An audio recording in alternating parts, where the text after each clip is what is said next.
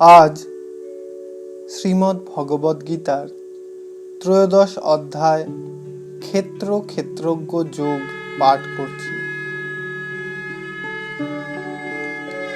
অর্জুন কহিলেন, প্রকৃতি পুরুষ আর ক্ষেত্র ও ক্ষেত্রজ্ঞ সব জানিতে বাসনা করি জ্ঞান ও জ্ঞেয় কেশব। অর্জুন বললেন, হে কেশব, প্রকৃতি ও পুরুষ কি? ক্ষেত্র ক্ষেত্রজ্ঞই বা কি? জ্ঞান ও জ্ঞেয় এই বস্তুগুলি বা কি তা আমি জানতে ইচ্ছা করি। ভগবান কহিলেন, এ শরীর হে কৌন্তেয় হয় ক্ষেত্র অভিহিত, ইহাকে যে জানে তাকে ক্ষেত্রজ্ঞ কহে পণ্ডিত। শ্রী ভগবান বললেন, হে কৌন্তেয়, এই শরীর বা দেহকে ক্ষেত্র বলে, আর এই দেহকে যিনি প্রকৃত পক্ষে জানেন সেই পণ্ডিতকে ক্ষেত্রজ্ঞ বলে। ক্ষেত্রজ্ঞ আমাকে জানো সর্বক্ষেত্রে। হে ভারত, ক্ষেত্রজ্ঞ ক্ষেত্রজ্ঞের জ্ঞান সেই জ্ঞান মম মত। হে ভারত, সর্বক্ষেত্রে আমাকেই ক্ষেত্রজ্ঞ স্বরূপ বলে জানবে। ক্ষেত্র ও ক্ষেত্রজ্ঞ সম্বন্ধে যথার্থ যে জ্ঞান, সেই জ্ঞানই প্রকৃত জ্ঞান, এটাই আমার অভিমত।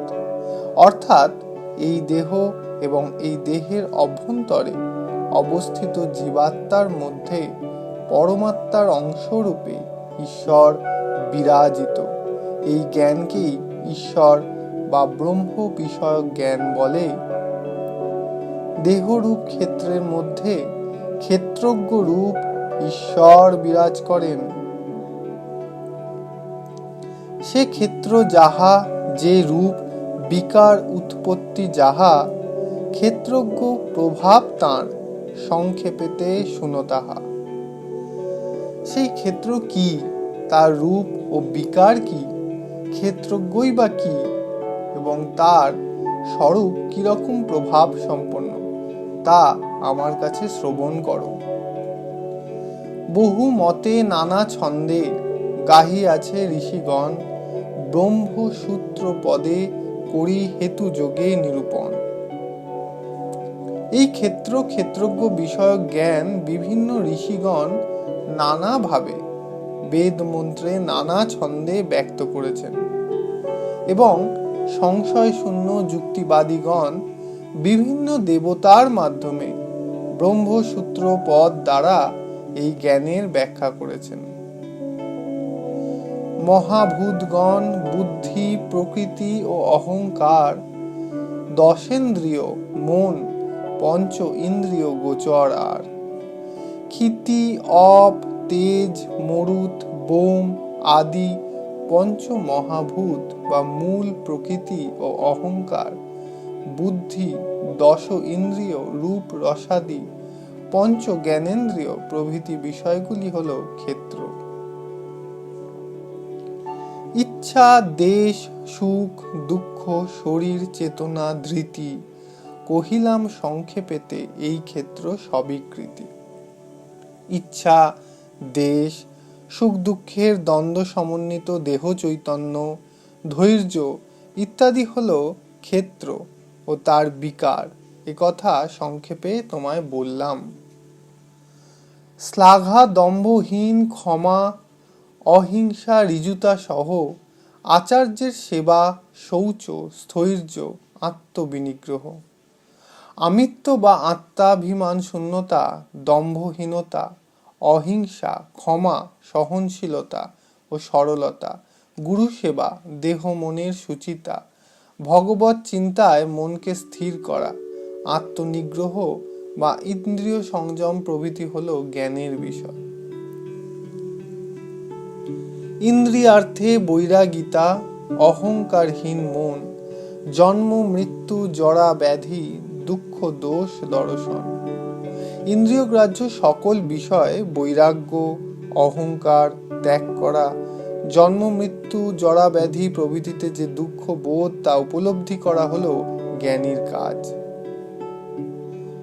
অনাসক্তি, পুত্র দ্বারা গৃহে অনুরাগহীন, ইষ্ট কি অনিষ্ট লাভে সমচিত্ত চিরদিন। স্ত্রী পুত্র ও গৃহাদিতে আসক্তিহীনতা, ইষ্ট অনিষ্ট ব্যাপারে সর্বদা সমচিত্ততাও জ্ঞানের বিষয়। আমাতে অনন্য যোগে ভক্তি ব্যভিচারহীন, শুদ্ধ দেশে অবস্থান জনসংঘে রতিহীন। অনন্য যোগ দ্বারা আমাতে একনিষ্ঠ ভক্তি করা, নির্জন স্থানে থাকা, ভক্তিহীন মানুষদের সংসর্গ থেকে দূরে থাকাই হলো জ্ঞানী ব্যক্তির লক্ষণ। তত্ত্ব জ্ঞানার্থ দর্শন আধ্যাত্ম জ্ঞান নিত্যতা, ইহাকেই কহে জ্ঞান, অজ্ঞান যাহা অন্যথা। অধ্যাত্ম বিষয়ক প্রকৃত জ্ঞান ও তত্ত্বজ্ঞানের প্রয়োজনীয়তা আলোচনার মাধ্যমে সম্প্রমাণিত করাও হলো জ্ঞানীর কাজ। শাস্ত্র মতে এইগুলি হলো প্রকৃত জ্ঞান এবং অন্যগুলি হলো অজ্ঞান। কহিতেছি জ্ঞেয় যাহা, যেই জ্ঞানে মোক্ষ হয়, অনাদি পরম ব্রহ্ম সৎ অসৎ কিছু নয়। জ্ঞেয় বা জ্ঞাতব্য বস্তু কি সে তত্ত্ব এবার তোমাকে বলছি। এ তত্ত্ব জানতে পারলে অমৃত বা পরমানন্দ লাভ করা যায়। যিনি পরম ব্রহ্ম অনাদি, তিনি সৎ বা অসৎ অর্থাৎ নিত্য বা অনিত্য কিছুই নন। পানি পদ আঁখি শিরো মুখ শ্রোত্র সর্বস্থান, আবরিয়া সর্বলোক করিছেন অধিষ্ঠান। সেই জ্ঞেয় বস্তু পরম ব্রহ্ম, সর্বত্র হস্তপদ, মস্তক মুখ ও কর্ণ বিশিষ্ট তিনি সমগ্র জগৎ জুড়ে সর্বত্র ব্যাপ্ত হয়ে আছেন। সর্বেন্দ্রিয় গুণাভাস সর্বেন্দ্রিয় বিবর্জিত, নির্গুণ গুণের ভোক্তা, অনাসক্ত সর্বভৃত। সেই জ্ঞেয় পুরুষ পরম ব্রহ্ম সকল ইন্দ্রিয় গ্রাহ্য গুণের প্রকাশক, অথচ তিনি ইন্দ্রিয় বর্জিত, অর্থাৎ তার নিজের কোনো ইন্দ্রিয় চেতনা নেই। তিনি সর্বত্র সম্বন্ধহীন ও আসক্তিহীন, অথচ তিনি সব কিছুকে ধারণ করে আছেন। তিনি নির্গুণ বা গুণাতীত, অথচ তিনি সত্য রজ তম আদি ত্রিগুণ সৃষ্টি করেছেন এবং এই সকল গুণের তিনিই ভোক্তা। চরাচর ভূতদের অন্তর বহিরাধার, সূক্ষ্ম হেতু অবিজ্ঞেয় দূরস্থ নিকটে আর। তিনি সকল জীবের অন্তরে ও বাইরে আছেন। একাধারে তিনি স্থাবর ও জঙ্গম। তিনি অতি সূক্ষ্ম বলে ইন্দ্রিয় জ্ঞানের অগোচর। তিনি অনন্ত রূপে অতি দূরে, আবার আত্মা রূপে অতি কাছে আছেন। অবিভক্ত ভূতগণে বিভক্ত রূপেতে স্থিত, সৃষ্টি স্থিতি গ্রাসকারী সেই জ্ঞেয় অভিহিত। তিনি সর্বভূতে অবিভক্ত, অথচ আপাত বিভক্তের মতো স্থির। সৃষ্টিকালে তিনি ভিন্ন ভিন্ন ভাবে নিজেকে প্রকাশিত করেন। স্থিতিকালে সকল জীবকে ভরণ বা পালন করেন এবং প্রলয়কালে সব কিছুকে গ্রাস বা সংহার করেন। জ্যোতিষ্ক গণের জ্যোতি তমের পরম তিনি, জ্ঞান জ্ঞেয় জ্ঞানগম্য তিনি সর্ব অন্তর্যামী। তিনি সমস্ত অন্ধকারের ঊর্ধ্বে জ্যোতির জ্যোতি, অর্থাৎ সমস্ত জ্যোতি বা আলোকে তিনি প্রকাশ করেন। তিনি জ্ঞান এবং জ্ঞেয়, আবার জ্ঞানের অতীত। তিনি সকল হৃদয়ের মধ্যস্থলে আছেন। এই ক্ষেত্র জ্ঞান জ্ঞেয় কহিলাম সংক্ষেপত, মম ভক্ত ইহা জানি হয় মম ভাবগত। আমি তোমাকে ক্ষেত্র জ্ঞান ও জ্ঞেয় সম্বন্ধে সংক্ষেপে বললাম। আমার ভক্তগণ এ বিষয়ে জানতে পারলে আমার ভাবপ্রাপ্ত হন। উভয় অনাদি জানো প্রকৃতি পুরুষ আর, প্রকৃতি সম্ভূত সব জানিবে গুণ বিকার। প্রকৃতি ও পুরুষ উভয়কেই অনাদি বলে জানবে। সত্য, রজ, তম এই তিনটি গুণ ও তাদের সুখ, দুঃখ, মোহ প্রভৃতি বিকারগুলি প্রকৃতি হতেই জন্মায়। কার্য আর কারণের প্রকৃতিকে হেতু কহে, সুখ দুঃখ ভোগে হেতু পুরুষ প্রকৃতি নহে। শরীর ও ইন্দ্রিয়াদি উভয়ের যে কর্তৃত্ব তার মূল কারণ প্রকৃতি, এবং সুখ দুঃখ ভোগ বিষয় পুরুষই হল কারণ। অর্থাৎ দেহের মধ্যে ইন্দ্রিয়ের কর্তৃত্ব বা প্রাধান্য থেকেই কর্ম প্রবৃত্তি জন্মায় মানুষের মনের মধ্যে। কিন্তু সেই কর্মফল সুখ দুঃখ যাই হোক তা পুরুষকে ভোগ করতে হয়। প্রকৃতি হলো দেহ ও দেহগত ইন্দ্রিয় চেতনা, আর পুরুষ হলো আত্মচৈতন্য। কিন্তু এই পুরুষ বা আত্মচৈতন্য দেহের সঙ্গে যুক্ত থাকায় প্রকৃতির দ্বারা প্রভাবিত হয় এবং প্রকৃতি তাকে কর্ম ও তার কর্মফল ভোগে প্রবৃত্ত করায়। কিন্তু যে পুরুষ নিজেকে সম্পূর্ণরূপে প্রকৃতি ও ইন্দ্রিয় গুণের প্রভাব হতে নিজেকে সম্পূর্ণ মুক্ত রাখতে পারে, সেই পুরুষই হল নিত্য শুদ্ধ বুদ্ধ মুক্ত স্বভাব। নিত্য নির্বিকার সেই পুরুষই পরম জ্ঞানী এবং প্রমুক্ত। সেই পুরুষকেই পুরুষোত্তম বা পরম পুরুষ বলা হয়ে থাকে। হইয়া প্রকৃতিস্থ পুরুষ প্রকৃতিজাত ভুঞ্জে গুণগুণ, এই গুণ সঙ্গ পার্থ অসৎ সৎজনিতে জনম কারণ। পুরুষ প্রকৃতির মধ্যে থেকে প্রকৃতিজাত গুণগুলির সঙ্গে যুক্ত হয়ে সুখ দুঃখ ভোগ করে। ত্রিগুণাত্মিকা প্রকৃতির সঙ্গে পুরুষের এই যোগই তার সৎ অসৎ জন্মের কারণ। সাক্ষী ও অনুমোদক, ভর্তা ভোক্তা মহেশ্বর, পরমাত্মা অভিহিত এ দেহে পুরুষপর। এই দেহের মধ্যেই আবার পরম পুরুষ বিরাজ করেন। তিনি উপদ্রষ্টা বা সাক্ষী, অনুমন্তা বা অনুমোদনকারী, ভর্তা বা ভরণকর্তা, ভোক্তা বা ভোগকারী এবং মহেশ্বর বা পরম দেবতা। এরূপে পুরুষে আর প্রকৃতিকে গুণ সহ জানে যেই জন, সর্বরূপে কর্মরত হইলেও পুনর্বার না লভে জনম। যিনি এইভাবে পুরুষ ও প্রকৃতির গুণ সকল জানেন, তিনি ইহ জগতে যে কর্মই করুন না, মৃত্যুর পর তাঁর আর জন্ম হয় না। কেহ ধ্যানে আপনাতে করে আত্মা দর্শন, কেহ দেখে সাংখ্য যোগে কর্মযোগে অন্যজন।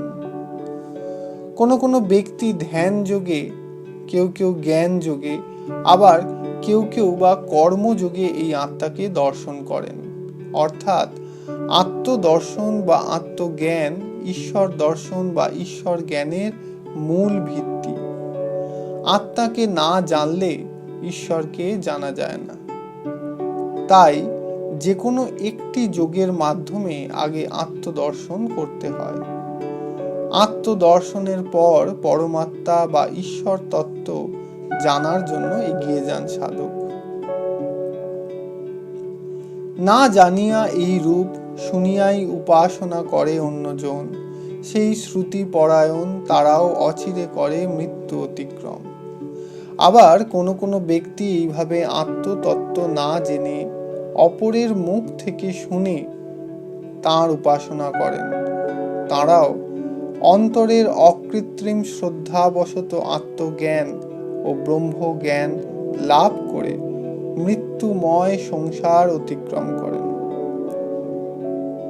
যাহা কিছু লভে জন্ম স্থাবর জঙ্গম সব, ক্ষেত্র ক্ষেত্রজ্ঞের যোগে জানিবে ভারতর্ষব। হে অর্জুন, হে ভরত শ্রেষ্ঠ, জগতে স্থাবর জঙ্গমাদি যা কিছু পদার্থ দেখা যায় তা ক্ষেত্র ও ক্ষেত্রজ্ঞের সংযোগে উৎপন্ন হয় তা জেন। সর্বভূতে সমভাবে আছেন পরমেশ্বর, ভূত নাশে অবিনাশ্য, যে দেখে সে দর্শী নয়।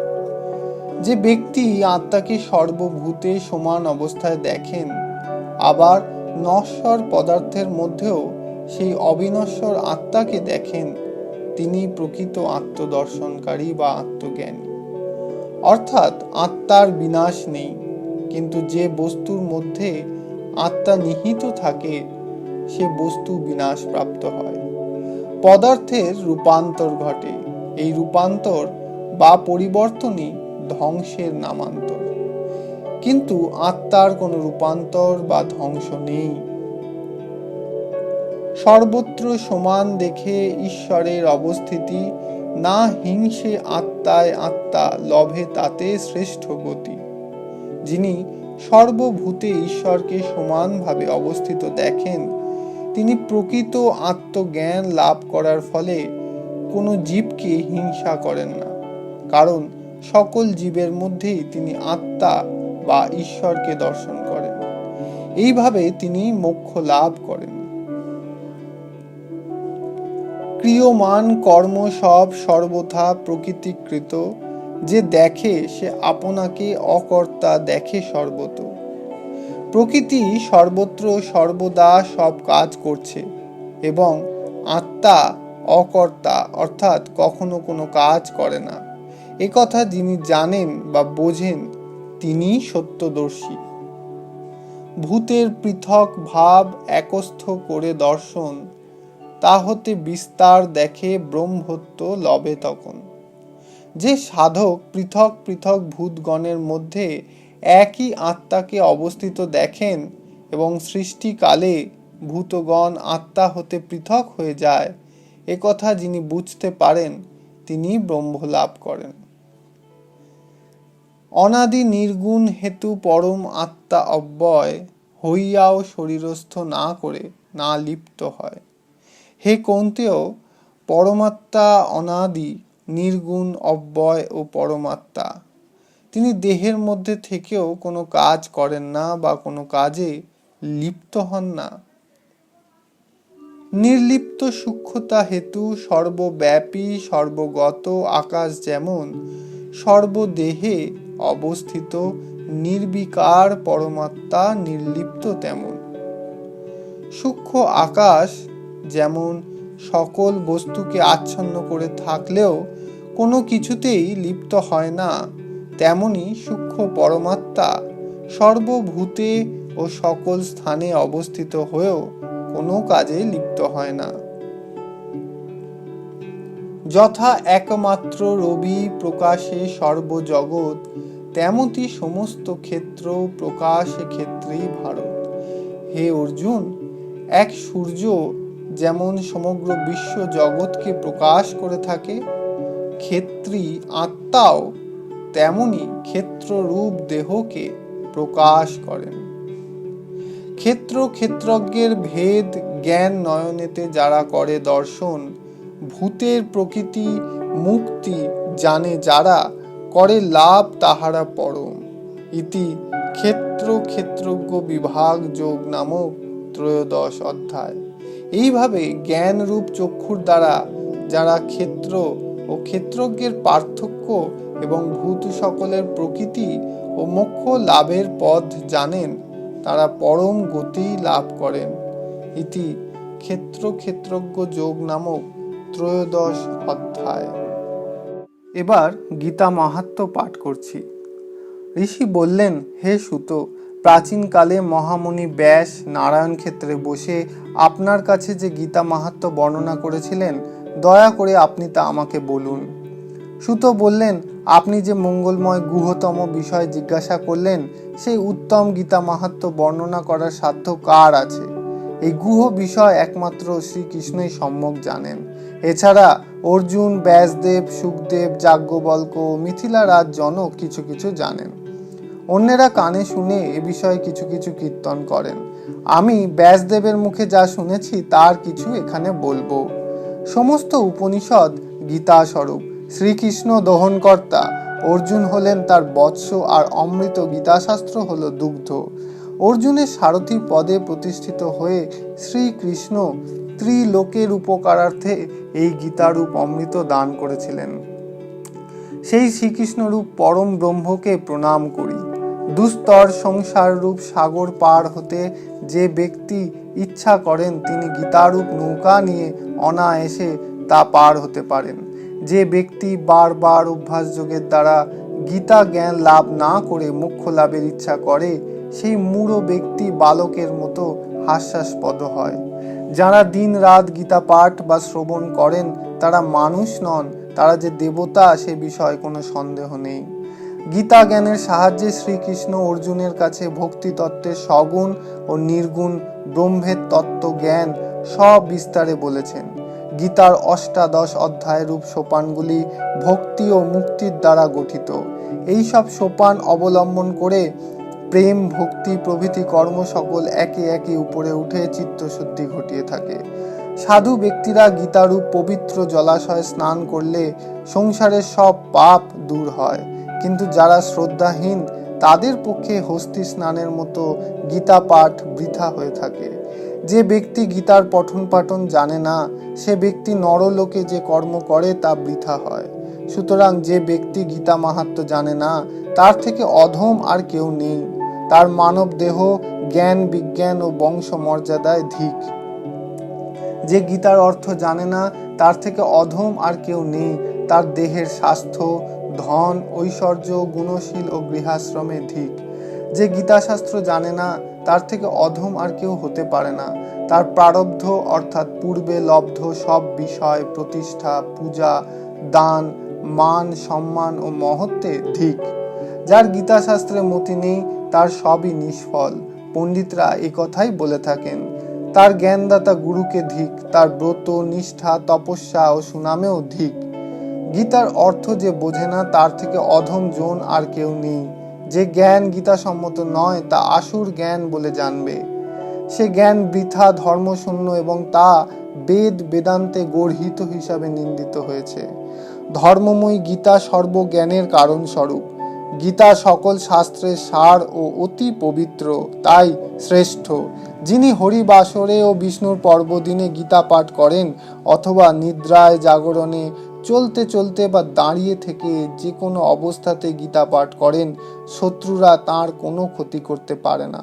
যিনি শালগ্রাম শিলায়, দেবালয়, শিবালয়, তীর্থে বা নদী তীরে গীতা পাঠ করেন তার অবশ্যই সৌভাগ্য লাভ হয়। গীতা পাঠ করলে দেবকী নন্দন শ্রীকৃষ্ণ যেমন তুষ্ট হন, বেদ পাঠ, দান, যজ্ঞ, তীর্থভ্রমণ ও ব্রতানুষ্ঠানের দ্বারা তেমন তুষ্ট হন না। যিনি ভক্তিভাবযুক্ত চিত্তে গীতা পাঠ করেন তাঁর বেদ, পুরাণ প্রভৃতি সকল শাস্ত্রই পাঠ করা হয়ে থাকে। যিনি যোগস্থানে, সিদ্ধপীঠে, শিলা বিগ্রহময় কোনো দেবস্থানে, সৎ সভায়, যজ্ঞকালে ও হরি ভক্তদের কাছে গীতা পাঠ করেন তিনি পরম সিদ্ধি লাভ করে থাকেন। যিনি প্রতিদিন গীতা পাঠ অথবা শ্রবণ করেন তার দক্ষিণা সহ অশ্বমেধ যজ্ঞের ফল লাভ হয়। যিনি গীতার পরম অর্থ শ্রবণ করেন বা কীর্তন করেন বা অপরকে শোনান তিনি পরম পদ লাভ করে থাকেন। যিনি শাস্ত্রবিধি অনুসারে ভক্তি ও যত্ন সহকারে গীতা গ্রন্থ অপরকে দান করেন তার ভার্যা প্রিয়তমা হয়। তিনি যশ, সৌভাগ্য, স্বাস্থ্য লাভ করেন এবং স্ত্রীর প্রিয় হয়ে পরম সুখ লাভ করেন।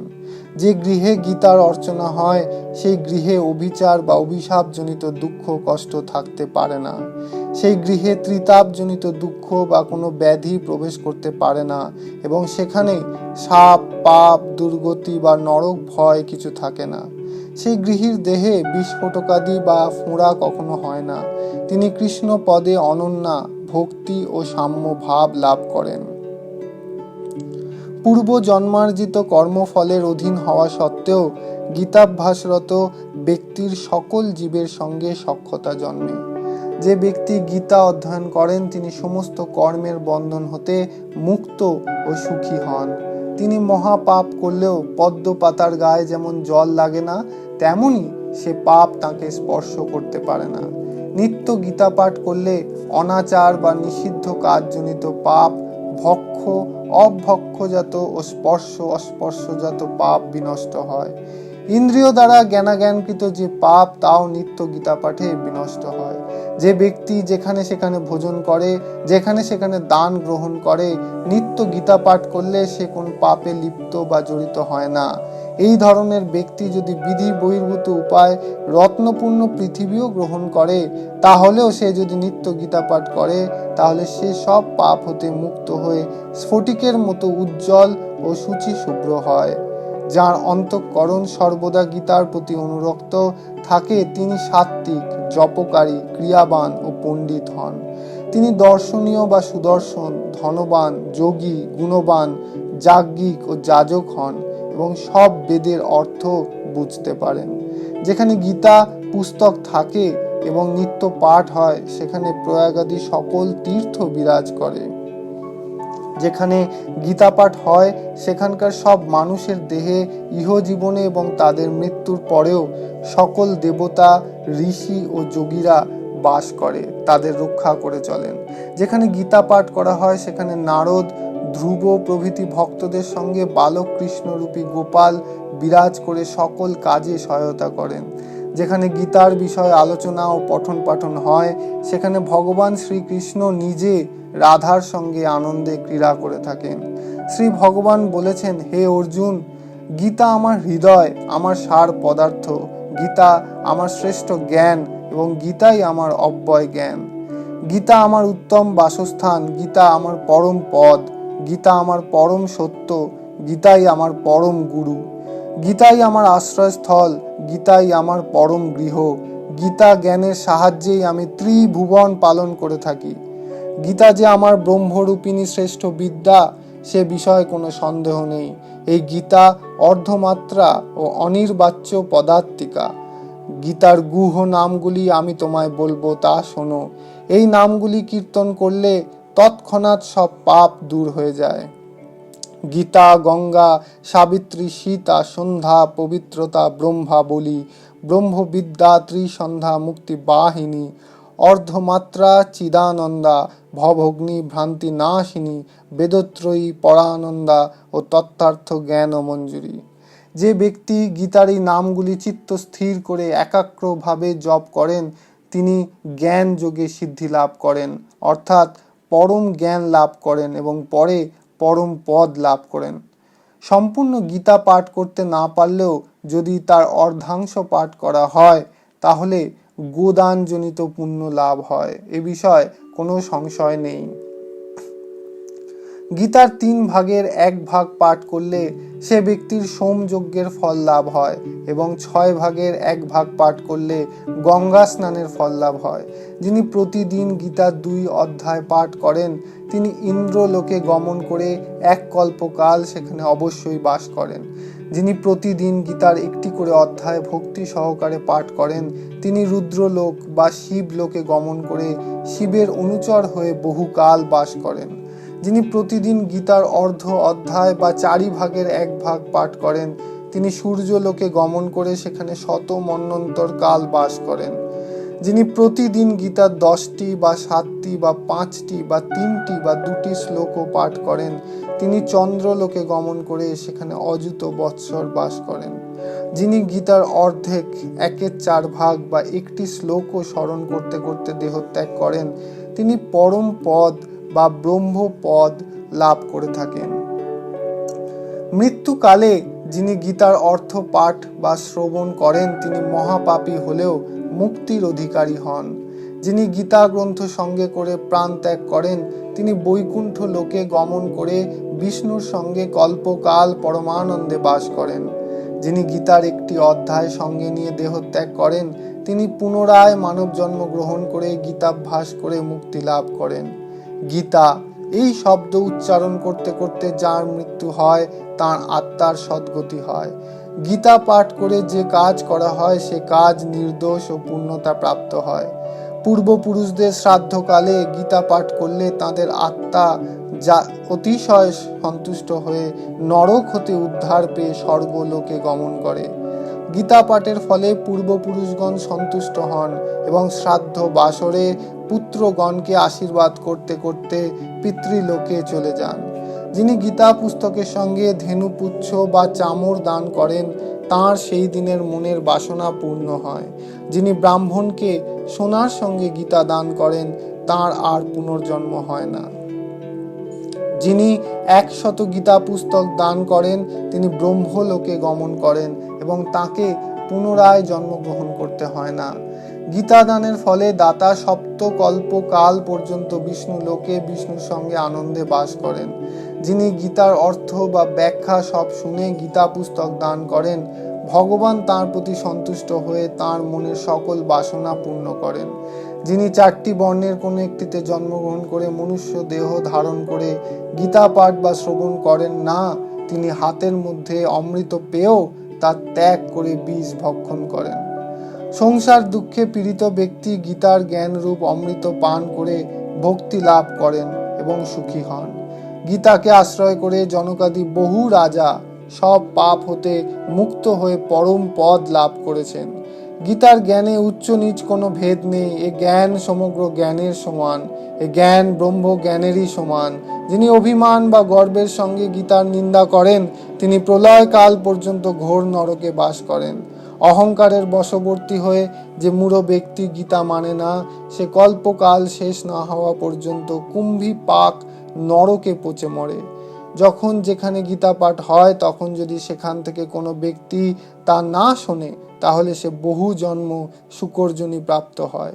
যে ব্যক্তি গীতা গ্রন্থ চুরি করে নিজের ঘরে রাখে, তার সব কর্মফলই বৃথা হয় এবং গীতা পাঠেও কোনো ফল হয় না। যে ব্যক্তি গীতার ব্যাখ্যা শ্রবণ করে পারমার্থিকভাবে বিভোর হন না, প্রমত্ত বা কাণ্ডজ্ঞানহীন ব্যক্তির পরিশ্রমের মতো তার এ জগতে কোনো কর্মেরই ফল হয় না। গীতা পাঠ শ্রবণ করে পরমাত্মার প্রীতির জন্য স্বর্ণ, ভোজ্য, পট্টবস্ত্র, গীতা গ্রন্থ দান করবে। যিনি গীতা পাঠ করেন, তাকে বস্ত্রাদি সহ নানা রকমের ভোজ্য দ্রব্য দ্বারা পূজা করলে ভগবান তাতেই সন্তুষ্ট হন। সুত মুনি বললেন, এই অতি পুরাতন গীতা মাহাত্ম্য ভগবান শ্রীকৃষ্ণ নিজের মুখে বলেছিলেন। যিনি গীতা পাঠ শেষে এই মাহাত্ম্য পাঠ করেন, তিনি যথাযথ জ্ঞান লাভ করেন।